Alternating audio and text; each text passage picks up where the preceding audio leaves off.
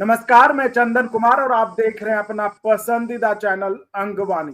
देश भर के तमाम सीएपीएफ भाइयों के लिए वीडियो खास है और उनको वो जहां भी है, देश की सरहद से लेकर सड़क तक, जहां भी वो देश की रक्षा में लगे हुए हैं, उनको यहीं से राम राम है, जय हिंद। और हमारे साथ खास मेहमान आप ही के डिपार्टमेंट से, आप ही के सीएपीएफ के आईटीबीपी में आईजी के पद पर काम कर चुके केपी सिंह साहब जुड़ रहे हैं और केपी सिंह साहब अब वकालत भी करते हैं। तो ऐसे में जहां एक ऐतिहासिक फैसला आया सुप्रीम कोर्ट का, जिससे कि तमाम सीएपीएफ के लोगों में खुशी की लहर छा गई, उनको एक उम्मीद की नजर आई। तो जैसा कि मैं कहता हूं, अब एक फैसला आ गया, तब उनकी बेचैनी जो है, उनकी बेकरारी जो है, दूसरे फैसले को लेकर काफी बढ़ गई है। अब वो कहते हैं कि एक तो आ गया, दूसरा भी जल्दी आ जाए। तो चूंकि केपी सिंह साहब खुद आपके महकमे से है, आपके डिपार्टमेंट से है, और अब जो है वो वकालत के क्षेत्र में भी है, तो वो उन चीजों को समझते भी होंगे कि कानूनी बारीकियां क्या है, जो कि सुप्रीम कोर्ट में आपका ओपीएस को केस जो है वहां पर, उसमें क्या होगा। तो हम केपी सिंह से स्वागत है पहले तो आपका अंगवानी पर। सर आवाज आ रही है ना आपको? Yes, proceed please.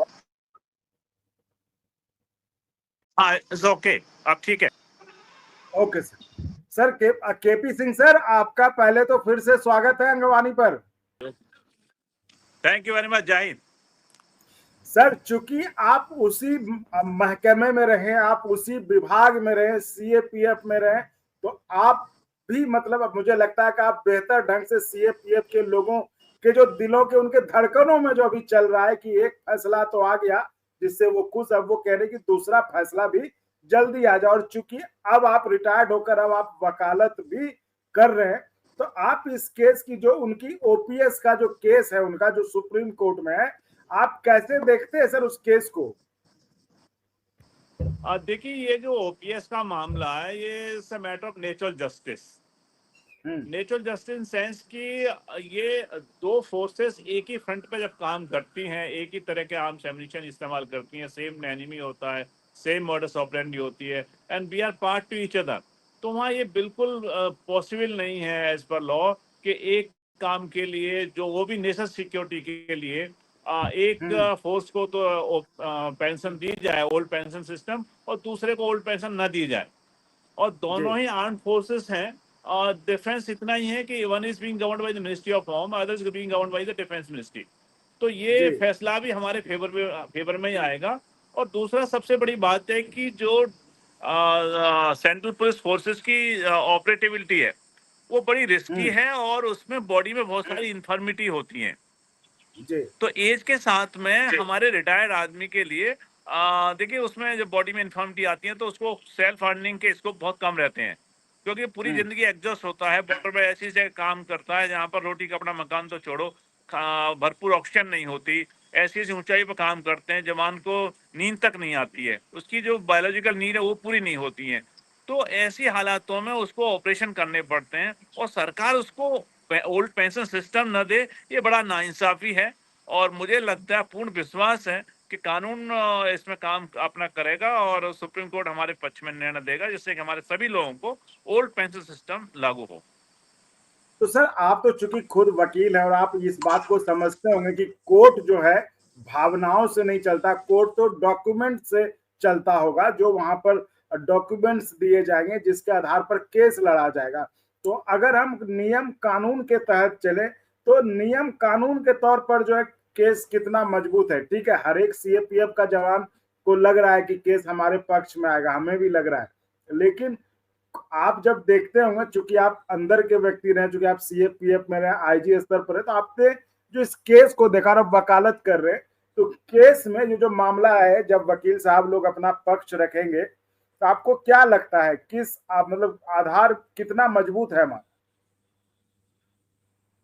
देखिए, इसमें लॉ के बहुत सारे एस्पेक्ट्स हैं। मैं एक छोटा सा एग्जाम्पल ये देना चाहता हूँ कि किसी भी प्रोफेशन में इजाजत होती है कि वो अपने प्रोफेशन के साथ साथ दूसरे जगह काम कर सकता है, लेकिन सेंट्रल पुलिस फोर्सेस का डिप्लॉयमेंट इस तरह का है कि वो ना तो कोई साइड प्रोफेशन चूज कर सकता है, दूसरा वो ऐसी हालातों में दूर रहता है कि उसकी अर्निंग का कोई और जरिया नहीं होता।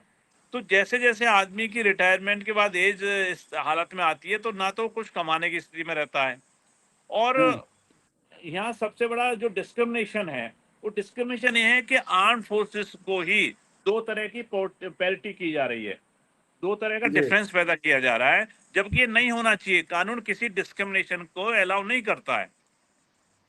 दो जो सेंट्रल पुलिस फोर्सेस हैं और डिफेंस फोर्सेस दोनों ही सेंट्रल गवर्नमेंट के अंडर आती हैं, और दोनों के काम ऐसे हैं, और एक ही जैसा काम नहीं।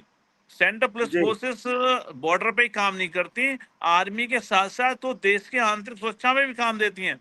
तो लोग कहते जरूर होंगे सेंट्रल पुलिस फोर्स को पैरामिलिट्री भी कहते हैं, अर्धसैनिक बल भी कहते हैं। ये अर्धसैनिक ना होकर के दोहरा काम करते हैं, डबल काम करते हैं, पुलिस का भी काम करते हैं, आर्मी का भी काम करते हैं। आप अनुमान लगाइए कि कल को कोई संकट का दौर आता है देश पर, तो क्या हमारी कोई भी central arm police force border से पीछे आ जाएगी? वो सबसे पहले लाइन में रहती है, सबसे पहले गोली झेलेगी, सबसे पहले काम करेगी। तो ये भावनात्मक ही नहीं है, ये तथ्यात्मक भी है कि इसमें एक डिस्क्रिमिनेशन किया जा रहा है और इंटरनेशनल डिस्क्रिमिनेशन किया जा रहा है। तो कोर्ट इस डिस्क्रिमिनेशन को अलाउ नहीं करेगा और ओल्ड पेंशन सिस्टम के पक्ष में हमारे निर्णय आएगा पक्का। तो और एक जो चीज ये कहा जा रहा है सर कि लोग इंटरवेनर खूब बने जा रहे हैं, केस में पिटिशनर बने जा रहे हैं, जिसके कारण भी जो है रिजवाइंडर भेजने में जो है वो दिक्कत हो रही है और सरकार इसके बहाने भी केस लटक रहा है। इसको सर आप कैसे देखते हैं? देखिए, इसमें कई ऐसे एस्पेक्ट हैं, हो सकता है जानबूझ के केस कुछ लोग लटकाना चाहते होंगे, और क्योंकि रिजवाइंडर की कोई लिमिट नहीं होती और उसमें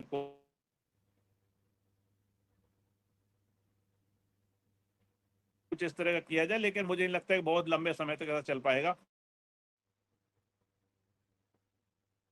अल्टीमेटली रिजवाइंडर तभी होगा कोई अगर तथ्य अलग से कुछ पेश करता है, अदरवाइज कोर्ट उसको एक्सेप्ट नहीं करेगा।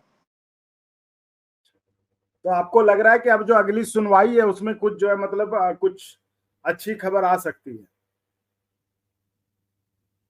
ज्यादा फर्क नहीं था, लेकिन तथ्य जो तथ्य हैं और मेरिट है कि इसकी, वो एक बेसिक कंसेप्ट है लॉ का कि नेचुरल जस्टिस का वायलेशन नहीं होना चाहिए, तो कोर्ट उसका संज्ञान लेगा। अच्छा, तो ये लग रहा है कि अगली सुनवाई में सर लगता है कुछ अच्छा होगा। हेलो जी। हेलो सर, कह रहे हैं कि आपके नेटवर्क थोड़ा डिस्टर्ब था, उसमें तो हम लोग सुन नहीं पाए आपकी बात को जी, इसके कारण हम लोग आपको सुन नहीं पाए। तो इस बार की जो सुनवाई है क्या उम्मीद लग रही है सर? देखिए, जो फैसला कोर्ट देगा वो नेचुरल जस्टिस का जो वायलेशन जहां पर है उसके आधार पे ये फैसला आएगा, और इसमें सारी वो मेरिट्स हैं केस की, जो ओल्ड पेंशन हमारे जवानों को, अफसरों को मिलेगी। तो चलिए, बहुत बहुत धन्यवाद सर। और ये आपने तो ऐसी बात कह दी, मतलब ये तो हर जवान के, हर सीएपीएफ के हर कर्मी के दिल में है, उनके बस जुबान से बस वो चाह रहा है बस आ ही जाए। अब तो मतलब इंतजार की भी एक वक्त होता है। तो खैर, तो हमारे साथ एडवोकेट केपी सिंह साहब, जो कि आप ही के विभाग से मतलब सीएपीएफ के एक आईटीबीपी में आईजी के पद पर कार्यरत, अब वकालत कर रहे कोर्ट्स में। उन्होंने बताया कि आखिर कितनी संभावना है कोर्ट में आपके ओपीएस केस पर आपको सफलता मिलने की। तो सर, बहुत बहुत धन्यवाद जुड़ने के लिए। हम ऐसे ही सीएपीएफ के मुद्दों पर आपसे आगे भी जुड़ते रहेंगे। तो फिलहाल इस वीडियो में इतना ही। आप ऐसे ही चैनल को लाइक, शेयर, सब्सक्राइब करते रहे, और संभव हो तो ज्वाइन भी करिएगा, जिससे हमें आपके लिए आपके मुद्दे उठाने में और मदद मिले। बहुत बहुत धन्यवाद sir. Thank you very much. जय हिंद। और अगर आपको अच्छा लगा तो एक बार और आपको मैं कहना चाहूंगा कि आप इसको प्लीज सब्सक्राइब और शेयर करते रहें, ताकि हमारा भी मनोबल और सपोर्ट बना रहे।